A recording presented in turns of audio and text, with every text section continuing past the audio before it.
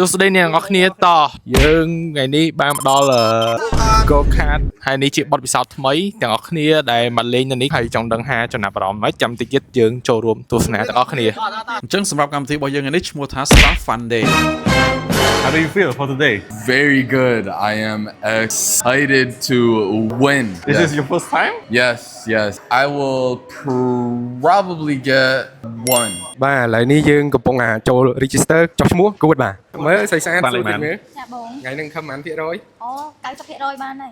យក9បានអត់បានអា9ធំជាងគេដឹកបានលើខ្ញុំអូខេហើយខាងនេះមិនដែរអ្នក register ជាប់ដៃរហូតសង្ឃឹម100%យក9លេខ1អូខេអូខេយ៉ាងម៉េចសង្ឃឹមបានប្រហែលសង្ឃឹម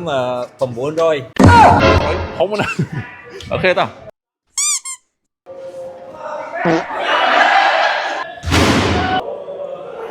យ៉ាប់ចំដៃដល់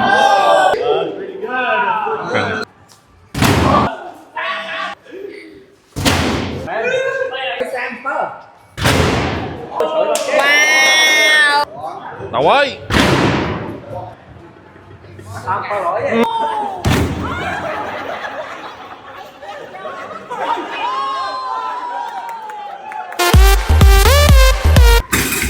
ចឹងបន្ទាប់ពីសាកកម្លាំងដៃគ្នាម្នាក់ម្ដងហើយយើងមកទៅដល់មួយហ្គេមកូនក្មេងលេងម្ដងមានដូចជាបោះបាល់ចាប់តុក្កតាហើយនឹងបាទប្រណាំងឡានប្រណាំងម៉ូតូជាដើមនិយាយទៅកម្មវិធីមួយនេះបានលេងអត់ប្រកាន់ហ្គេមតែម្ដងមិនថាមនុស្សវ័យកណ្ដាលវ័យធំកុមាររ៉ែទេបាទគឺចូលលេងទាំងអស់តែម្ដងធ្វើម៉េចឲ្យមានអារម្មណ៍ថាសប្បាយកាត់ stress ពីការងាររបស់យើងហើយឃើញថាបាទក្រុមការងាររបស់យើងមួយបាទគឺស្វះស្វែងមែនទែនក្នុងការបាទត្រៀមវឹកហាត់បាទមុនចូលទីលានប្រកួតជាក់ស្ដែងឥឡូវឃើញថាមានអ្នកខ្លះកាន់ដៃចង្កូតឡានផងអ្នកខ្លះកាន់ចង្កូតម៉ូតូផង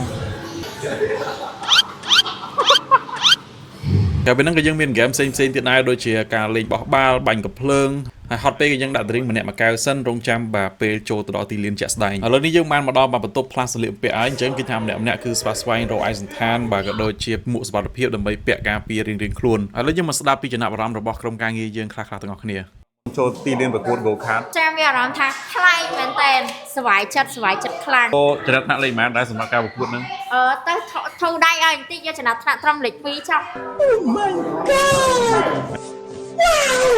អញ្ចឹងបន្ទាប់ពីបានពាក់មួកសុវត្ថិភាពក៏ដូចជាទ្រព្យពិនិត្យលក្ខណៈបច្ចេកទេសមួយចំនួនហើយគឺយើងបានចូលទីលាន Go Kart តែម្ដងមានអារម្មណ៍ថាគយក្នុងឡានភ្លាមមានអារម្មណ៍ថាចង់ឈ្នះយកហ្មងហើយថ្ងៃនេះអាកាសធាតុវាមិនឲ្យផលទេអញ្ចឹងខ្ញុំគិតថាគ្នាយើងទាំងអស់ប្រហែលជាសប្បាយ enjoy ជាមួយពេលវេលាមួយនេះខ្លាំងមែនតើហ្មងហើយកុំភ្លេចមើលតាមដានអ្នកគ្នាដោយសារ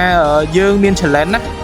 ហើយចាំតាមដានថា challenger គេអ្នករងគ្រោះគឺជានរណាគេចាំមើលមុខមាន2នាក់អូខេឥឡូវយើងចាំមើលទាំងអស់គ្នាបាទអញ្ចឹងថាតើ2នាក់ហ្នឹងបាទជានរណាគេបាទលេខ4ហើយនិងលេខ5បាទគឺជាអ្នកដែលត្រូវរងពិន័យហ្នឹងអញ្ចឹងការប្រកួតនេះបាទមានទាំងអស់ចំនួន2ជុំអញ្ចឹងជុំទី1នេះយើងជំរុះយកបាទតែ5នាក់ទេដែលជា top is underway. Even reaction time, and Lando Norris has got to run. P3 man has got to run on his championship rival. Charles Leclerc is trying to break the toe. យកចំណាត់ថ្នាក់ត្រឹមលេខ2ចុះ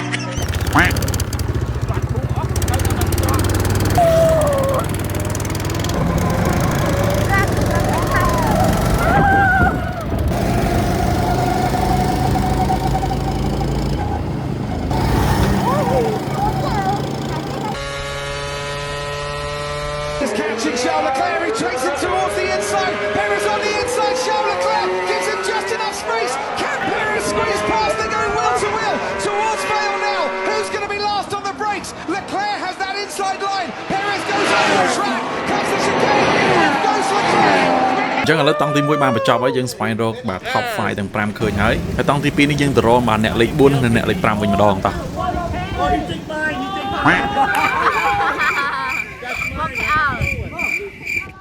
Run on his championship rival. Charles Leclerc is trying to break the toe. Norris won't go for it to the inside. Might be compromised. George Russell is up to third. Can he keep it? Yes, he can keep it. He gets the power down and he gets by. Worst case scenario for Lando Norris. Might be about to get even worse as well. Perez on the inside. Charles Leclerc gives him just enough space. Can Perez squeeze past? They go wheel to wheel towards Vale now. Who's going to be last on the brakes?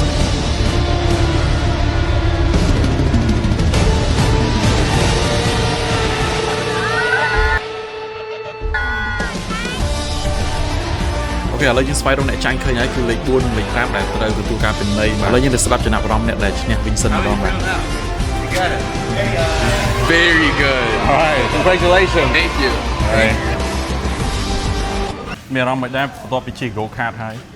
មានអារម្មណ៍ថាភើបហើយរឿងភ័យ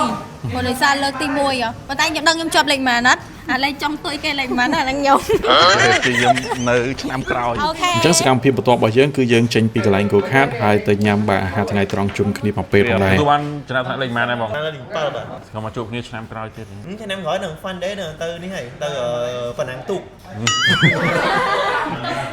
បន្ទាប់ពីលេងបាទ go kart អស់មួយព្រឹកធំបាទអញ្ចឹងម្នាក់ៗគឺមានអារម្មណ៍ថាអស់កម្លាំងបាទអញ្ចឹងញាប់ដៃញាប់ជើងតិចហើយសម្រាប់អាហារថ្ងៃត្រង់មួយនេះហើយការរងចាំរបស់យើងទាំងអស់គ្នាក៏បានម្ដងផងដែរគឺទៅមើលពី reaction របស់អ្នកដែលចាញ់ដែលទទួលបានចំណាត់ថ្នាក់លេខ 4 និងលេខ 5 ដែលគាត់ត្រូវញ៉ាំ chip ដែលមានរសជាតិហឹរមែនទែនបាទអញ្ចឹងចង់ដឹងថាគាត់មាន reaction បែបណាខ្លះទៅមើលបន្តជាមួយខ្ញុំក្នុងវីដេអូនេះទាំងអស់គ្នា Rồi con hay chọc chip.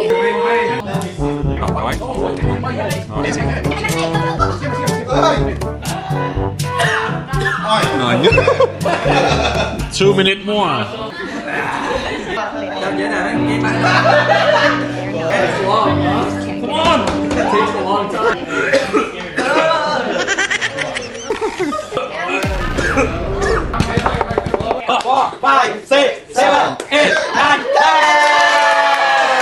đây rồi, những ngày nay nhông xông liên áp xe mày dễ sân đây vậy.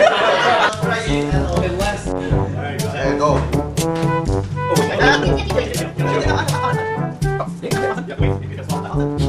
Mày đi tìm